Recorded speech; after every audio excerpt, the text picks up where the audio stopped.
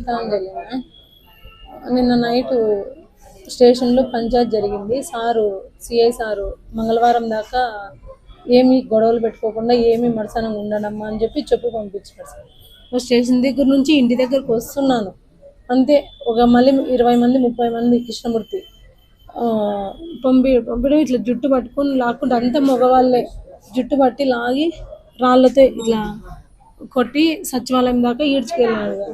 ఇక్కడ దెబ్బలు, చేతి దెబ్బలు, తల్లో కూడా. అతని పైన మీరే యాక్షన్ తీసుకోవాలని కోరుకుంటున్నాను. ఎన్ని రోజులు అతను అరాచకము నా మీద ఏంది అతని పతాపం చెప్పండి. ముందంతా 3 months అంతా కుళాయిలు లేకుండా చేసినాడు మాకు. ఇప్పుడు చూస్తే ఇంటి పక్కల ఒక 5 ఇళ్ళు ఉన్నాయి అతనికి అనుకూలంగా.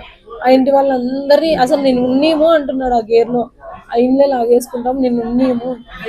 నైట్ నేను ఇక్కడ హాస్పిటల్లో ఉంటే ఇంటి దగ్గర బీర్ బాటిల్ పగలగొట్టి 2 సెల్లులు కొట్టేసి ల్యాప్టాప్ తీసుకెళ్ళి సెల్లులు బాక్సులు ఉంటాయి కదన్నా, ఆ బాక్సులతో బీగాలు పగలగొట్టి మళ్ళీ సీసీ కెమెరా పగలగొట్టి ఇంట్లోకి బీర్ సీసాలు పెట్టేసి వచ్చినాడంటే ఇంట్లోకి వెళ్ళి ఇట్లా చేపిస్తాడు.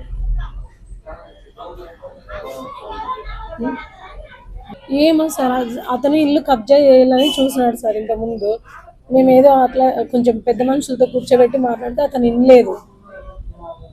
అప్పటి నుంచి ఇంకా కుళాయిలు కట్ చేయడము, బండి పగలగొట్టడము, ఇదే నా పైన ఇట్లా అటాక్ చేయడము. లాస్ట్ నైట్ చంపడానికే పంపించినాడు సార్. లాస్ట్ సిఐ సార్ చెప్పినాడు ఉండద్దమ్మా వెళ్ళిపో అని. సరే అని చెప్పి డ్రెస్ ఏమైనా తీసుకొని పోదామని ఇంటి దగ్గర నుంచి పోతున్నాను సార్. అంతే, అంత మొగల్లే ఇట్లా జుట్టు పట్టి సచివాలయం దాకా లాక్కెళ్ళి రాళ్లతోనూ ఇది చూడండి చంపేయండి అన్నాడు. అసలు దాన్ని చంపేయండి, మహా అయితే 2 నెలలు మాకు బెయిల్ వస్తుంది, దానికి ఎవరు లేరు కదా సపోర్టు.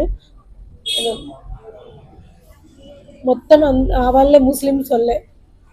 అతను మారుతి గౌడ్ ఉన్నాడు